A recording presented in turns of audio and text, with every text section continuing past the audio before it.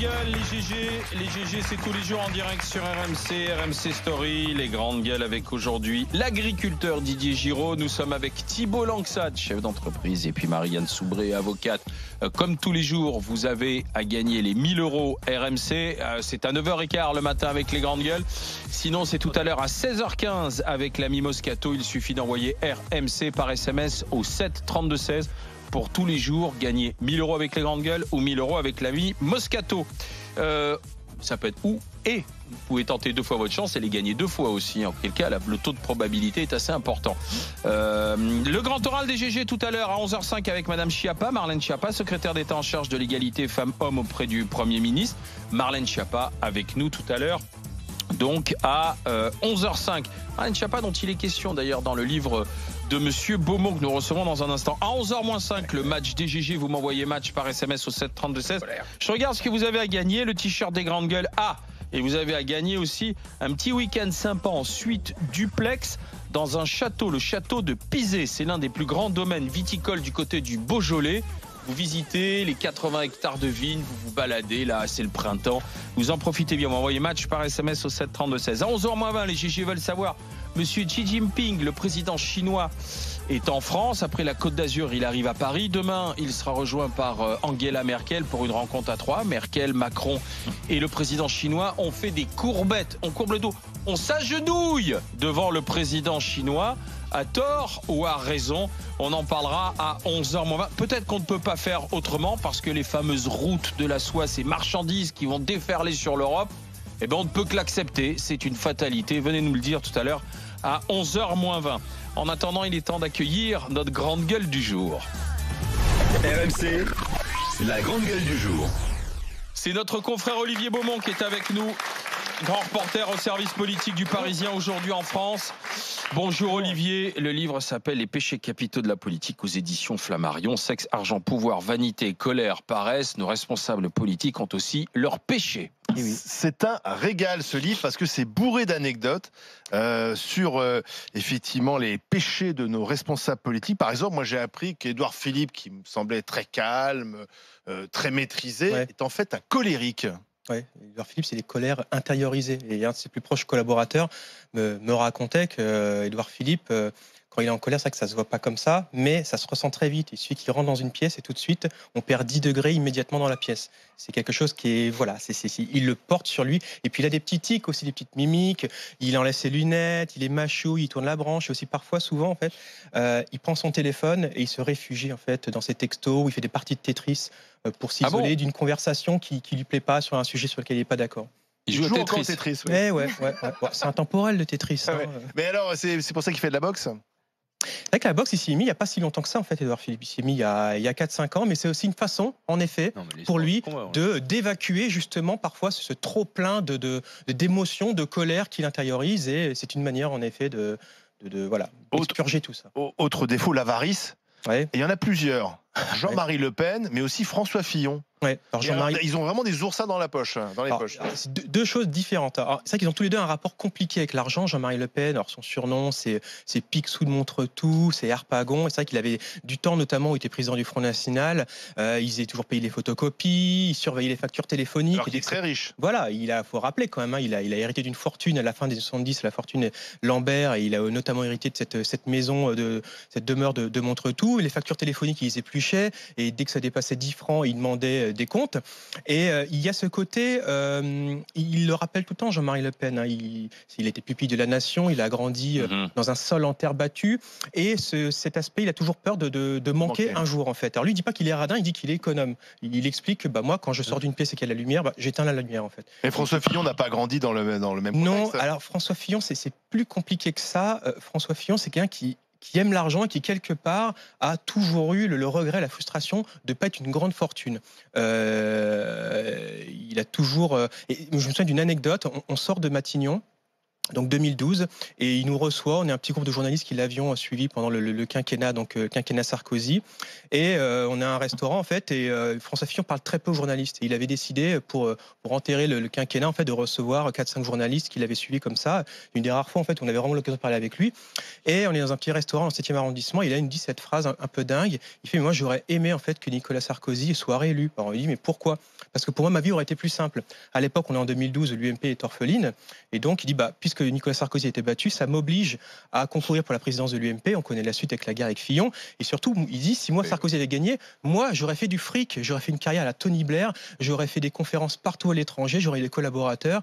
Il aime l'argent. Il aime l'argent. C'est pourtant pas l'image qu'il a voulu dégager, montrer de lui lors de la primaire. Mais voilà, candidat de la et on droite. voit aussi cet aspect-là qui a fini par le rattraper dans le plus dur, c'est-à-dire pendant la campagne présidentielle, avec l'affaire Pénélope dans un côté, et puis la fameuse affaire des costumes de chez Arnis. Et que ce que découvrent beaucoup de ses amis aussi autour de François Fillon, parce que c'est trouble, les témoignages que vous recueillez, on vous dit aussi, il a quand même un problème avec le fric où on ne savait pas et autres, quoi. Il y a ce côté un peu duplique, c'est-à-dire qu'il entretient quelque part, d'ailleurs il le disait, c'était même un mot de langage. Mais vous mettez quand même, quand on lui donne de l'argent, François Fillon ne sait pas dire non quand même. Non. Et il y avait on parlait de Bourgi, l'affaire des costumes. Pour un clochard, c'est pas grave, mais pour un politique, c'est embêtant, quoi. Une autre anecdote, Bourgi, avant l'affaire des costumes, avait adressé un chèque de 7 500 € à Force Républicaine, l'association de François Fillon.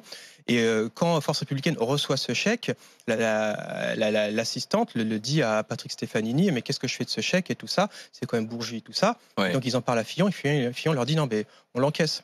Donc voilà. Et puis à ce côté, il a toujours voulu entretenir ce côté un peu paysan, sartois, tout ça. Et c'est ce qu'on quelque part, j'ai envie de dire que la vie qu'il a aujourd'hui, il a arrêté la politique. Là, pour le coup, il fait de l'argent. Et moi, je l'ai pas revu depuis. Voilà, c'est le plus heureux des hommes depuis qu'il a quitté la politique. Il fait partie de ceux qui quittent la table avant l'addition, en fait. Oui, voilà. Alors ça, je raconte aussi une scène où il y a un déjeuner organisé dans un restaurant du 7e avec plusieurs centristes. Il est question des négociations, de discussions dans le cadre de la primaire. Et à la fin, en fait, le premier à partir, c'est François Fillon. Et du coup, il y avait Patrick Stefanini, son directeur de campagne à l'époque, qui était avec lui. Il se retrouve tout seul. Et là, il y avait donc les centristes. Il y avait Chantal Joanneau, Jean-Christophe Lagarde, etc. Et là, du coup, Stefanini finit par régler la note pour tout le monde. Bien sûr, François Fillon ne remboursera jamais Patrick Stefanini de cette copieuse addition. Avant de vous donner la parole dans ce chapitre, avarice et le rapport avec l'argent, parlons du rapport avec l'argent de Jean-Luc Mélenchon, le leader de la France insoumise. Oui. Alors ça, c'est vraiment un sujet, dès qu'on lui parle de... C'est tabou presque. Oui, ça lui hérisse le poil. D'ailleurs, tout ce qui est question de transparence, c'est un sujet qui le hérisse. Il a été candidat à l'élection présidentielle, donc tous les candidats ont pour obligation de transmettre leur patrimoine, qui est rendu public, aussi encore aujourd'hui dans le cadre de ses activités de parlementaire. Et il aime pas du tout. Alors, ce qui est très étrange, d'ailleurs, parce que Jean-Luc Mélenchon, il est pas bling bling. Ça se voit pas comme ça. On lui connaît pas comme ça de goût particulier pour les belles choses et les choses de valeur. Et pendant sa campagne, il faut se souvenir, il y avait cette fameuse veste ouvrier qu'il a portée, qui continue d'ailleurs toujours de porter. Et puis, il a vécu toute sa vie de la politique, Jean-Luc Mélenchon. Il a des décennies de mandats. Il a fait tout. Et c'est vrai que il a un patrimoine immobilier. Il a un patrimoine immobilier qu'il a fait fructifier, qu'il a aussi acheté en partie à l'époque sur les fonds d'IRFM, c'est raconté. Et puis surtout, il n'aime pas la transparence, c'est-à-dire que dès qu'on lui pose des questions là-dessus, il va jusqu'à pousser par l'absurde en s'expliquant notamment sur son blog. On dit voilà, je m'appelle Jean-Luc Mélenchon, je suis nétan, mon tour de pantalon c'est du 42, mon tour de chemise et tout. Il pousse l'absurde en fait pour dénoncer quelque part cette obligation de transparence qu'on oblige à tous les Olivier, il n'aime pas la transparence parce que si on regarde de près sa fortune immobilière, en fait, elle s'est faite surtout sur l'explosion des prix à Paris. En fait, il a profité du capitalisme. Il a profité du capitalisme. Oui, non, mais bien sûr. C'est ça pour Jean-Luc Mélenchon. En effet, c'est amusant et c'est le paradoxe. En effet, voilà, c'est le paradoxe. Grâce à ce capitalisme, il est aujourd'hui l'un des propriétaires. D'ailleurs, lors de la dernière campagne présidentielle, c'est lui qui avait le plus beau patrimoine immobilier. Exactement. Oui. D'ailleurs, c'est Monsieur Note de Frais, Jean-Luc Mélenchon, ce qui n'a rien d'illégal. Alors, tout ce qu'on dit là, ça n'a absolument rien d'illégal, en effet, mais il a pour habitude de faire payer, de mettre systématiquement, en fait, quand il y a un déjeuner, de faire en effet une note de frais.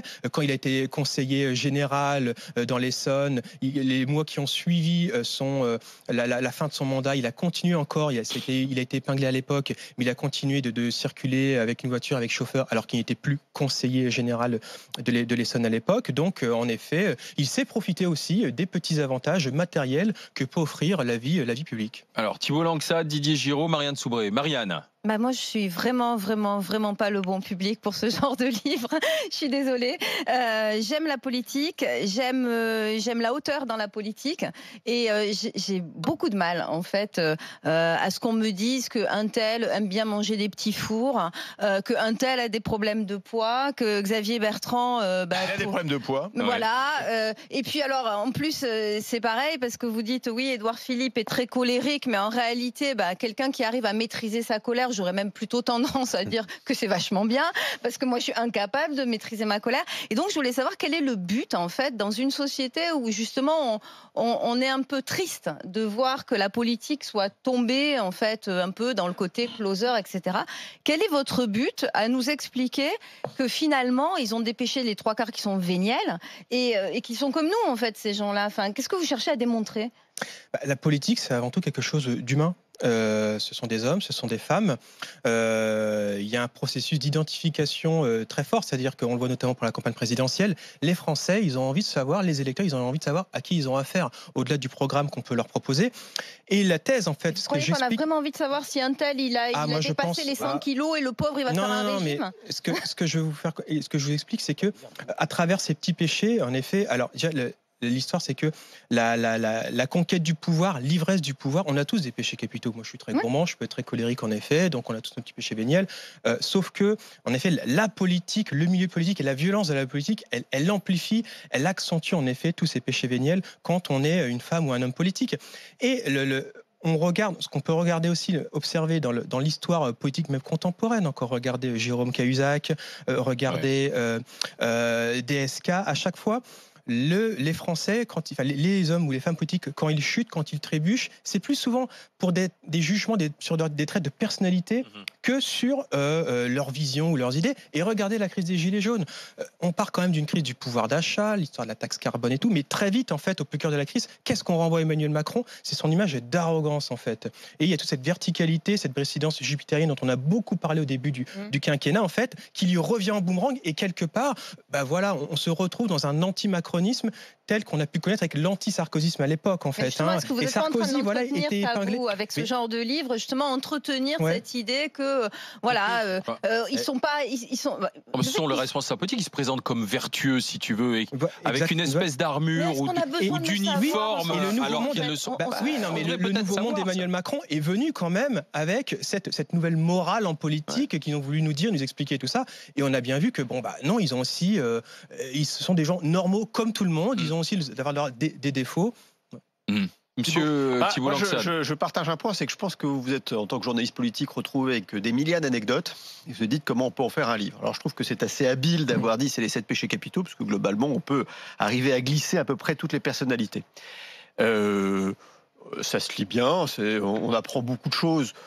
Il y a beaucoup de choses qui ont été dévoilées pendant les différentes campagnes ou par vos confrères ou par vous-même peut-être quand vous avez parlé des hommes politiques. Moi, il y a un point que j'ai traité parce que c'est un péché que je trouve particulièrement compliqué, complexe, c'est l'envie.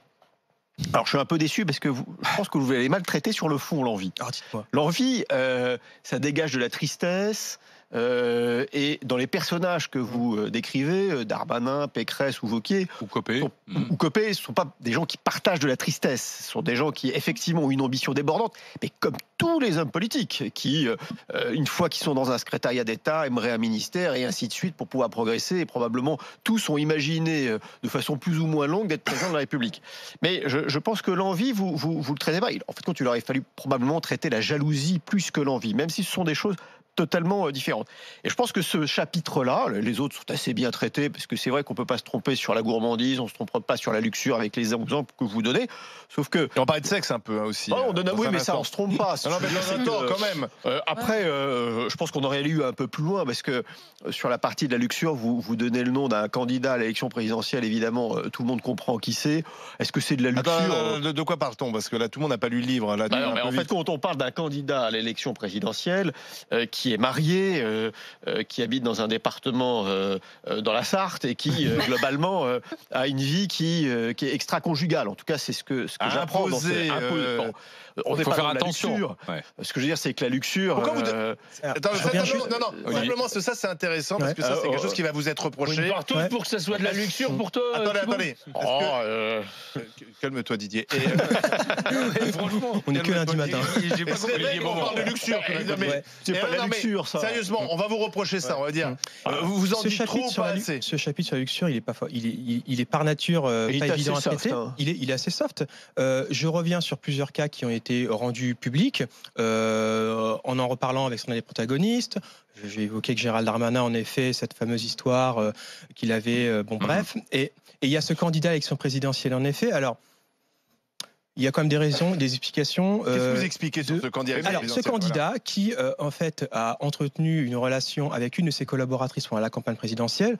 En soi, c'est sa vie, c'est pas nos oignons, il fait ce qu'il veut. Sauf que cette personne n'était pas légitime à ce poste. Clairement, de l'avis de tous les autres collaborateurs de la campagne, ça posait un vrai problème parce que elle ne faisait pas le job tel qu'il est raconté. Et puis aussi, il y avait cette crainte perpétuelle, en fait, toutes les semaines que cette relation finisse par être outé dans la presse People ou dans la presse satirique, qui aurait définitivement plombé en effet la campagne de ce candidat.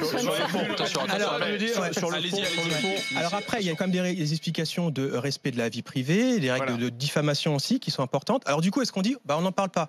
Non, moi je pense quand même qu'il fallait quand même en parler dans ce livre parce que c'est un fait politique et d'expliquer aussi que finalement ce candidat, quand on fait une campagne présidentielle, on doit être à 100%, on doit être concentré et consacré exclusivement à cet engagement qui doit être total.